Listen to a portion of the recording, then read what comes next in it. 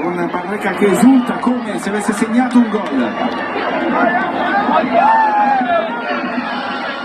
Il passato rapido.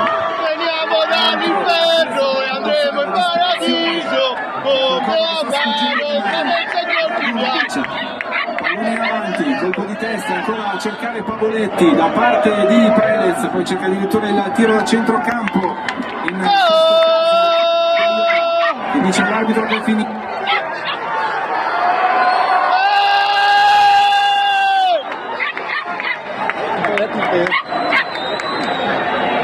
Invece c'è ancora tempo per giocare. Facciamo fatica anche a vedere che succede in campo. Foloruncio, Radunovic, porta vuota Foloruncio e poi Barreca. Mamma mia, cosa stava succedendo? Fino all'ultimo secondo bisogna stare attaccati a questa sfida per capire come finisce. Eccolo l'ultimo secondo, fischia.